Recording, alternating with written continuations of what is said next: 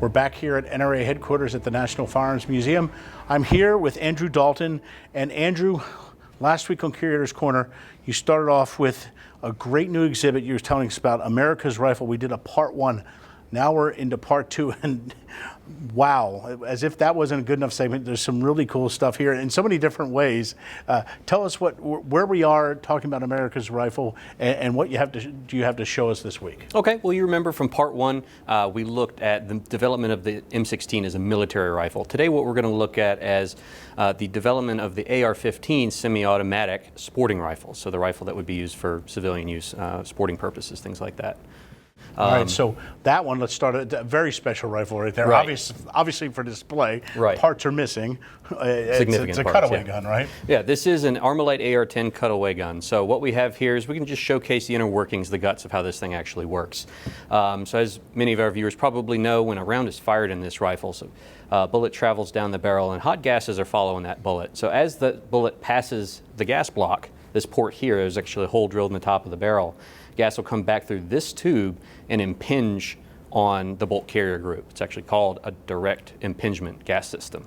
And that actually cycles the entire system. So it will eject a spent case, grab a new one, and load it into the chamber and be ready to go. Beautifully efficient setup. Yep, this is semi-automatic, so that means each time you pull that trigger, you get one shot. Even if you try to hold that trigger down, you still get one shot. Right. So it's one shot for every pull of the trigger. Vastly different from full automatic, whereas you hold back that trigger, it's going to keep firing until the ammunition source is removed. So even though the military versions of some of these, and I say some, and the civilian or sporting versions look similar, they are not similar. Exactly right. If you recall from the previous segment, we talked about the Colt SP1. That rifle is cosmetically identical to the M16, but internally vastly different. Right. All right. So we got an idea how it works, and that's a very familiar looking, even with the cutaway design. It's become another iconic firearm. Right. It's definitely with America's love with the sporting rifle. Now moving over here to this one, this is a lot different. This is not a typical looking one. Tell us what we have here. So this is actually an example of a modern sporting rifle. So we see, it's the familiar AR-15 setup. Fires 223 just like any other ones. This particular one is set up for long range target shooting. We see we've got the magnified optic on the top. What's really special about this one, apart from the anodized red finish that it has, yeah, it is cool.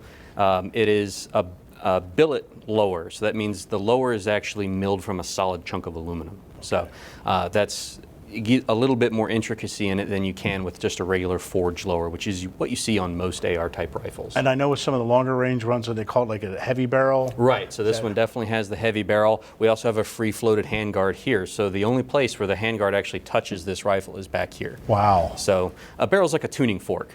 You want to make sure that those vibrations are not infringed upon by any other part of the rifle.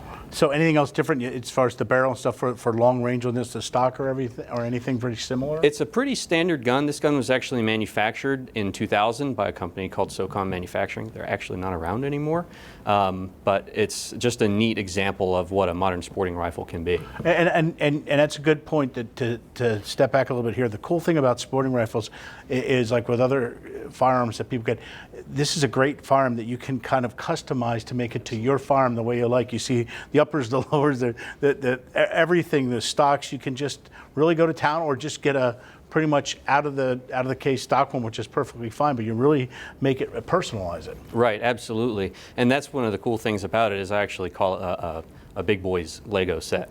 Really, because you can take this rifle, you can do whatever you want with it. You can make it fit any situation that you want, whether it be long-range target shooting like we see here, three-gun competition, even home defense. Yeah, and it is fun at the same point, but it's practical too. There's different accessories, rails and things they have that make it more practical depending on what you're doing, especially when you get into that area of, because it's kind of like there's the civilian side, and then there's military, and then there's law enforcement, which kind of, for some law enforcement, they kind of move in between that. Right. So they may have one for personal use or for use in the field that they need to customize in a certain way, whether it's an optic or like a light or other things that they put on there. And with this gun, it is so customizable and so flexible. It's amazing. And the customization is a great point, not only from an aspect of being able to make the gun do whatever you want, but also from an aspect of safety.